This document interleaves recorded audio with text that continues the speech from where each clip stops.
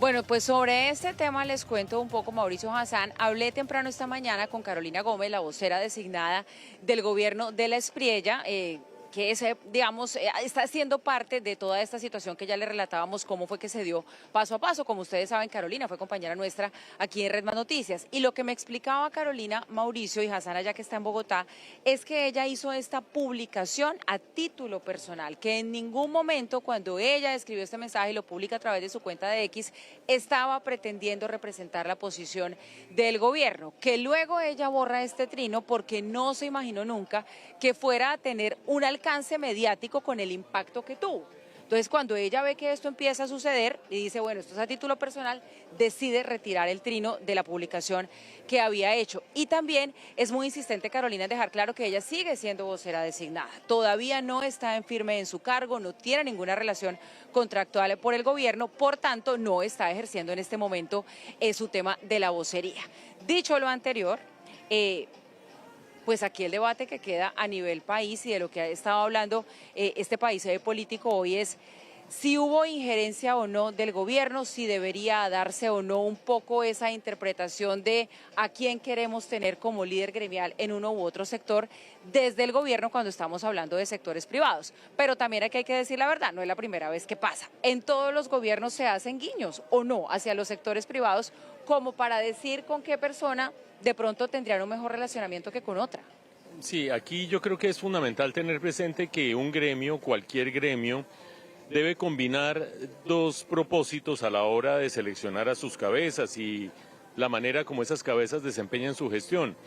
Una, el hecho de tener una relación razonablemente buena con el gobierno, no necesariamente ni los más lambones, ni los más aduladores, ni los más arrodillados, no, una relación buena con quien va a ser su interlocutor o quien es su interlocutor en el ámbito de la política pública. Eso significa, por supuesto, que para un sector y para un conjunto de empresarios de cualquier sector que sea, no conviene tener una tensión con el gobierno de turno, ni tanto que queme al santo, ni tanto que no lo alumbre. Ahí está el segundo rasgo que se busca en un líder gremial, que sea independiente, que sea autónomo, que sea razonable, que sea sensato.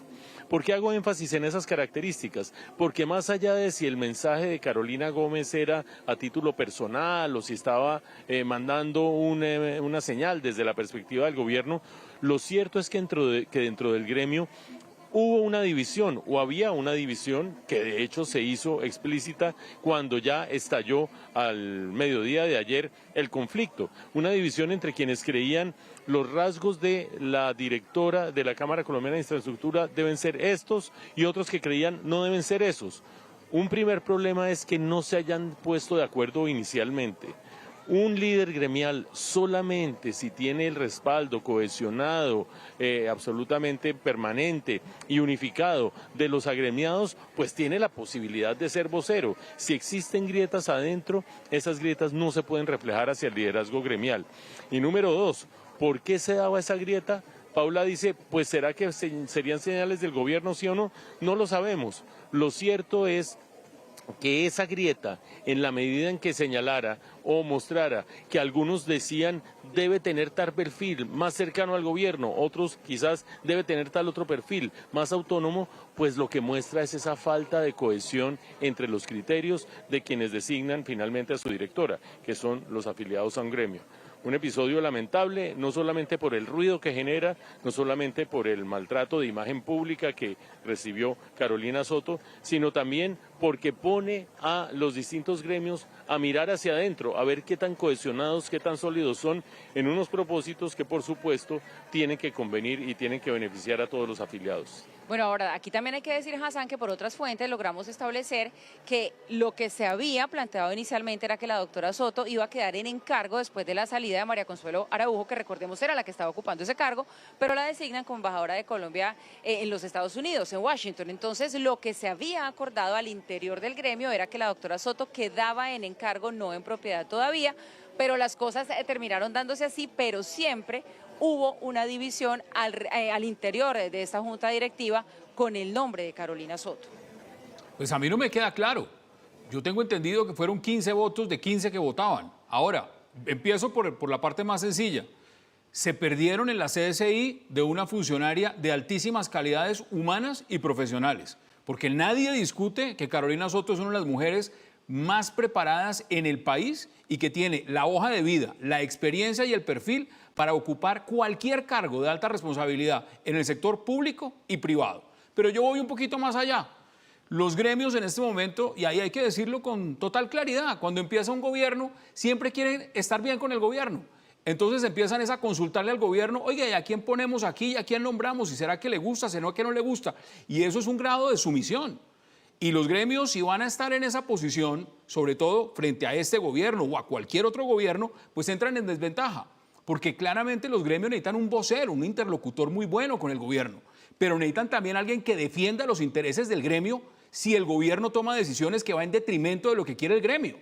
Entonces, esta posición es lamentable, creo que es muy triste lo que pasó, creo que queda muy mal la CSI, creo que la doctora Carolina Soto también queda en una situación incómoda, pero como usted muy bien lo decía, Paula, esto no es la primera vez que ha pasado y tampoco va a ser la última.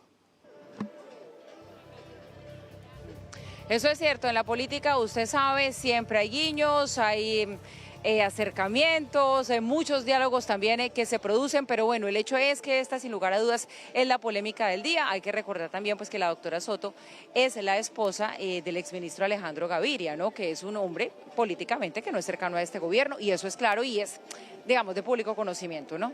Supongamos que el escenario de por qué se dividieron dentro del gremio a la hora de respaldar a Carolina Soto o no, supongamos que fue la motivación el hecho de no distanciarse del gobierno, que será su principal interlocutor durante los próximos 4 años.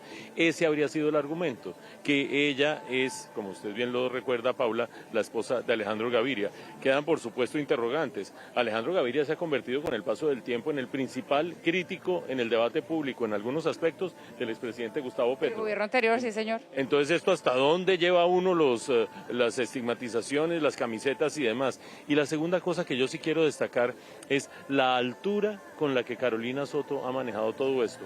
De los distintos mensajes en redes, este sí, este lo borraron, este otro lo quitaron, no se sabe qué hizo el uno, desde el comienzo, la aceptación, hasta la aceptación de que se iba a ir, una altura de una indignidad absoluta. En la convención bancaria estaba programada Carolina Soto, vino a cumplir con su compromiso con una dignidad y una altura, la misma que la ha caracterizado siempre. Yo estoy de acuerdo con Hassan que quien se pierde de una funcionaria de ese calibre verdaderamente está perdiendo una gran oportunidad.